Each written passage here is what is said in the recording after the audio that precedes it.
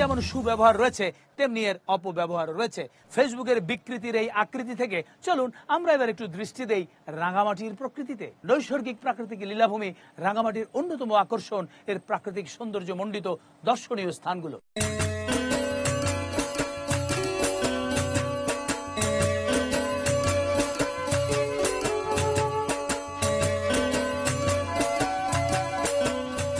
দর্শক মন্ডলী, এটি হচ্ছে রাঙ্গামাটির অন্যতম দর্শনীয় স্থান রাজবন বিহার। এই অঞ্চলের বৌদ্ধ ধর্মাবলম্বীদের তীর্থস্থান এটি।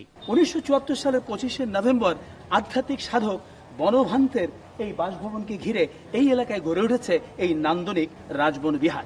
আপনারা দেখতে পাচ্ছেন আমার চারিদিকে যে ভবনগুলো রয়েছে প্রতিটিরই আলাদা বৈশিষ্ট্য রয়েছে। আমরা এবারে এই ভবনগুলোর সঙ্গে পরিচিত হব, কথা বলবো এই রাজবন বিহারের সাধারণ সম্পাদক অমিয় কিশার সঙ্গে। কেমন আছেন? জি ভাই। আচ্ছা, আমরা কি এটি সম্পর্কে প্রথমে জানতে পারি? এটা আমরা প্রেয়ার করি, এখানে আমাদের মূর্তি আছে, মানে এটা প্রার্থনার ঘর। জি জি।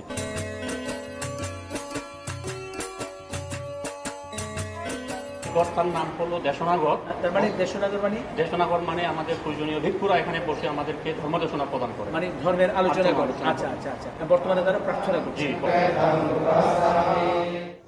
জি, এটা আমাদের গেট ভবন, এখানে আমাদের পূজনীয় ভিক্ষুরা অবস্থান করেন এবং রাত্রি যাপন করেন, তাদের আবাসস্থল হিসেবে ব্যবহৃত হয়। জি জি।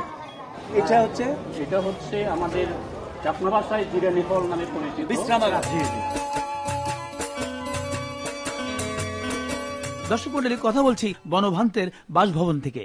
আমার সামনে এই কাজ ঘেরা ঘরটিতে যে মমিটি দেখতে পাচ্ছেন এটি হচ্ছে আধ্যাত্মিক সাধক বনভান্তের মমি। বলা হয় বাংলাদেশে এটিই হচ্ছে প্রথম মমি এবং এই মমিটি তৈরি হয়েছে বাংলাদেশ এবং থাইল্যান্ডের কারিগরি সহযোগিতায় এবং এই মমিটি করা হয়েছে 2012 সালের 30শে জানুয়ারি। এখানে প্রায় প্রতিদিনই শত শত ধর্মপ্রাণ নারী পুরুষ এবং পর্যটকরা এসে থাকেন এই রাজবন বিহারের নান্দনিক সৌন্দর্য দেখার জন্য। আমি এখন যে রাস্তাটি দিয়ে হাঁটছি এটি হচ্ছে কাপ্তাই রাঙামাটির সংযোগ সড়ক। সরকার এবং এডিবির উন্নয়ন প্রকল্পের আওতাধীনে এই 20 কিলোমিটার রাস্তা তৈরি হয়েছে।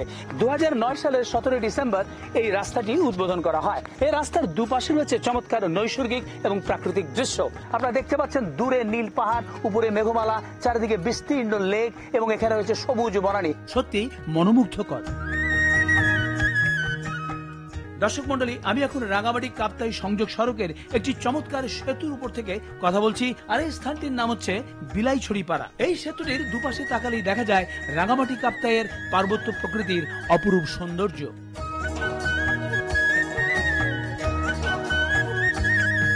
সড়কটির উঁচু নিচু পাহাড়ি পথ বেয়ে যাওয়ার সময় দুদিকেই কাপ্তাই হ্রদের অপূর্ব সৌন্দর্য উপভোগ করা যায়।